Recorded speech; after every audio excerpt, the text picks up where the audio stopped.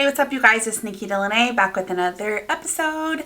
And this is part 2 of the series, Nursing Culture Today, and what new nurses and nursing students should be learning. I don't really know how many parts we're going to make in this series, you guys. I got a lot to talk about.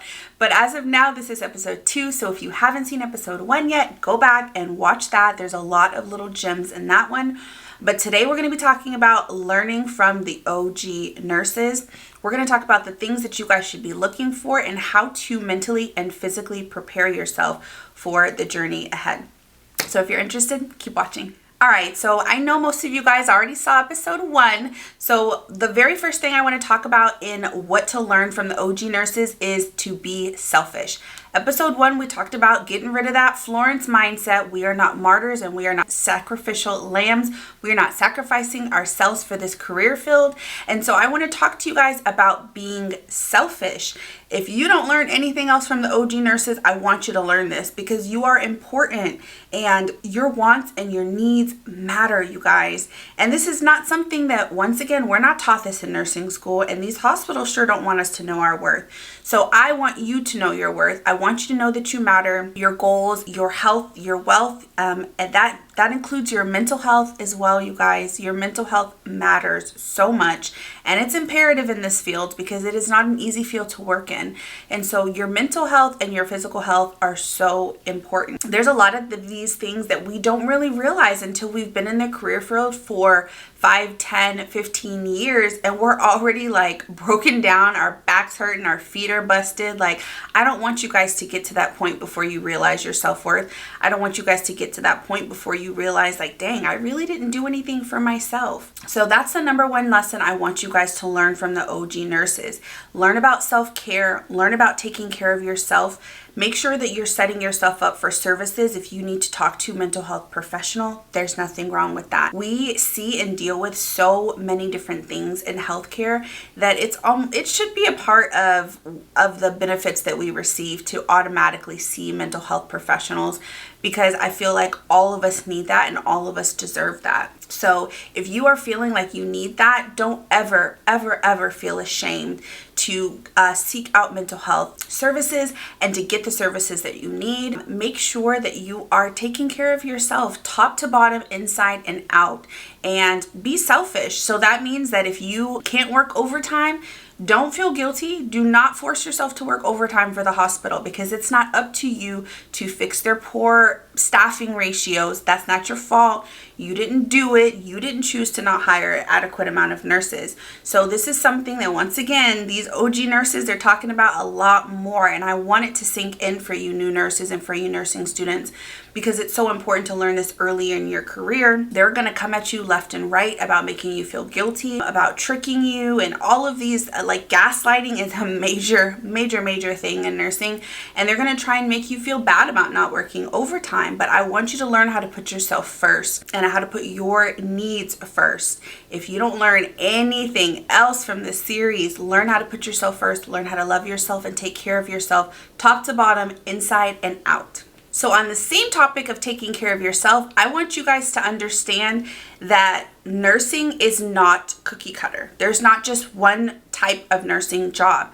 So when it comes to taking care of yourself, that may also include taking care of your family. Sometimes that means that you can't work a traditional 12-hour shift, and that's completely okay. I want you guys to know that there are so many different nursing jobs, so many different types of jobs. If you want to work Monday through Friday, there's a job for you. If you want to work 3/12s on night shift to be there in the morning to take care of your family, there's a job for you. If you prefer working on nights for your mental health, or you prefer working on days for your mental health and physical health, there's a job for you. If you don't want to work 12s, there are 8 and 10-hour shifts. There are so many different options out there. And I don't want you to feel pressured into feeling like you have to fit into this 12-hour shift, 3 days a week lifestyle. If you know that it's not best for your mental and physical health, or if you know that you need something different, something that's not traditional for you to meet the needs of your family or for yourself, then research those options, because there are plenty of jobs out there that you should have no problem finding something that meets your needs. And even if it is just for a season, let's say, for example, your child has a crazy schedule right now because they're in baseball and they're in a competitive season where they're doing a lot of games and a lot of practices, and you can't deal with, working a 12-hour shift. Find what works best for you and for your family. And maybe when that season's over, maybe you can switch shifts. Maybe you can go from PRN. That's another option too. There are PRN and per diem options as well. Keep your mind open to these different ideas and do your research online, because I guarantee you that there is a job out there that has a schedule that's going to meet your needs. All right, so how do you learn from the OG nurses? Well, the great thing about nursing right now is that nurses are speaking the heck up. We are online talking. We're just letting it be known, okay? There's a lot of things about our industry, about our career that was so hush-hush and so taboo, and we've put up with in the shadows for years, and the general public hasn't really known. And there's a lot of things, even as nurses, we just assumed other nurses knew, or maybe we assumed that it was just at our hospital and just in our career field, and we were not information sharing. Well, honey, since 2020, we've been out here and we have been information sharing. There is a plethora of options. If you are looking to find information, I got some options for you. I want you to know that there are so many blogs on top of social media. Social media, you'll find everything you need on social media, from TikTok, Instagram. Facebook groups is a great place for you to figure out, to find information. I would suggest that as a brand new nurse that you understand that these Facebook groups, even on TikTok and Instagram as well, a lot of these hospitals, they send people in with like these fake accounts to spy on a lot of these groups. Be very careful about what you do choose to post in these groups. And as a new nurse or as a nursing student, I would maybe create an anonymous account. Just be very mindful of what you post. Heck, you really don't even have to post anything. If you are a new nurse or you are a nursing student, I would really just encourage you to get in there and start observing. Like I suggested to you earlier, your nursing notebook that we talked about in the previous video, I want you to get that notebook and I want you to start writing things down that you observe. Because in these groups and in these forums, people are speaking freely from the heart and from their mind and from their personal experiences. A lot of us are in the travel nurse realm too, which the great thing about being a travel nurse is it kind of gives you a lot of experiences in a short amount of time. So me, myself, I've been working as a nurse for 3 years. I've been in the healthcare field for 17 years, but I have worked just in that short span of being a registered nurse. I've worked at 8 different hospitals in 3 different states. So that has given me so many different opportunities for exposure in different cities, different states, different hospitals, where if I see a trend and I post that online, I'm able to share that with you. Like, oh no, it's not just this hospital that's doing that. It's, multiple hospitals, or look out for this, or beware of this. So join these groups, you guys. I promise you, you will not be disappointed. There is a plethora of information out there for you to learn. Jump in there, just sit and sip with your tea or your coffee and your notebook and your pen and write down everything that you learn in these groups. Now, let me give you some things for you to look for as well. I would suggest that you join a couple of forums, whether they be blogs or Facebook groups that are your specific city or area. That's going to give you an idea, especially if you're still in nursing school. You can start to learn about the hospitals in your area so you can get an idea of which ones you actually want to apply to.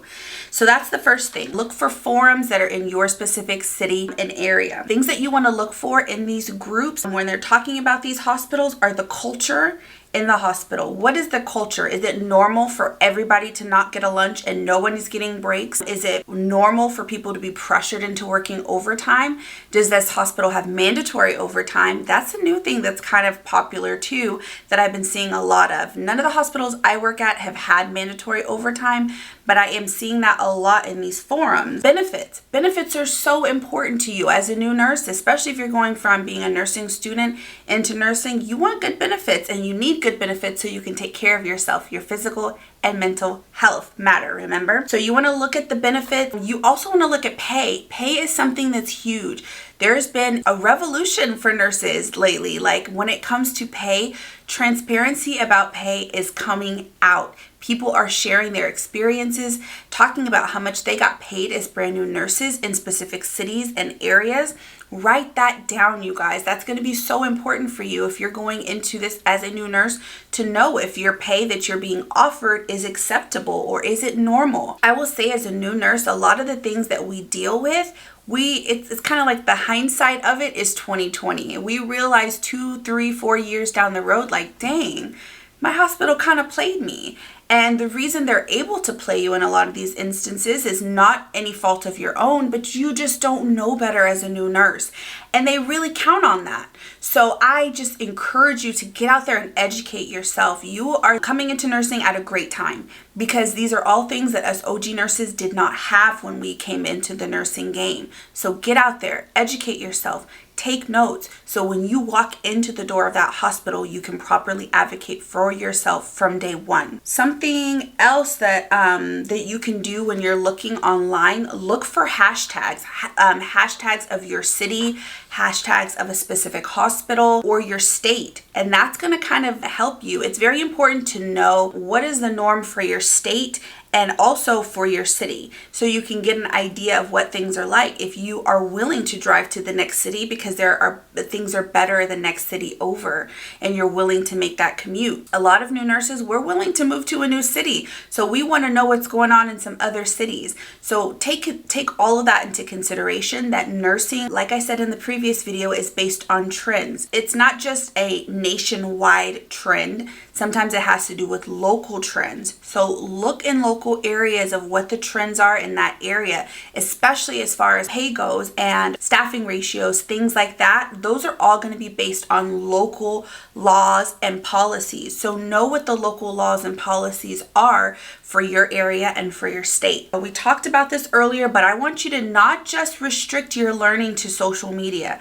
Don't get me wrong, there's a lot to learn on TikTok and on Instagram and in these Facebook groups. But let me tell you guys, there's a lot of blogs online too. If you do searches for a specific hospital or for a city, there's a lot of blogs where people get on there and they report anonymously what their experiences were working at specific hospitals. A hospital that I previously worked at, there is a new employee who had just came in, and she shared with me that she found an entire blog that was dedicated to that hospital, you guys. There were over 100 posts from nurses that had previously worked there. And once again, we talk about trends. I talk about trends a lot, but if you see an entire blog and you're seeing a trend that it's not just 1 or 2 disgruntled employees that are talking about, that they had unsafe patient ratios or they had a bad experience, but it's a plethora of comments and you're starting to see a trend, hello, that's your red flag right there, you guys. Pay attention to those trends. Don't walk into a hospital thinking, oh, well, that was just them, it's going to be different for me. No, sis, it's not. Pay attention to those trends and write that down. Those are all red flags. You don't want to be the 500th nurse to walk in the door and deal with the exact same situations. And I would suggest that maybe even on the back page, the back 2-3 pages of that notebook, make a list of hospitals that are completely opposite of what you will tolerate. So we talked about in the first video, writing down your absolute no's, your things that you will not tolerate, writing down your standards, writing down some of the things that you just cannot put up with in your career. And so you are setting a baseline for yourself of what you want for your career and for your career progression map. Now, hospitals that are complete opposite of that, their values and some of the trends and the things that you're seeing about that hospital that are not safe situations to work in or that go completely against what you stand for, make a list of those hospitals. Call it a DNW, do not work list, a red flag list, whatever you want to call it. Make a list of those hospitals, because I'm not going to lie to you, you're going to be on these job pages, these job post pages, or even when you like Google jobs in your area, and you're going to see some of those jobs pop up, and they are going to be tantalizing. I'm letting you know right now, some of the most toxic hospitals have the best pay, and it's going to be tempting to take that job because you're going to look at that hourly rate and you're going to look at, oh, they have a $15,000 sign-on bonus. But let me tell you, there's a reason why there's a $15,000 sign-on bonus, sis.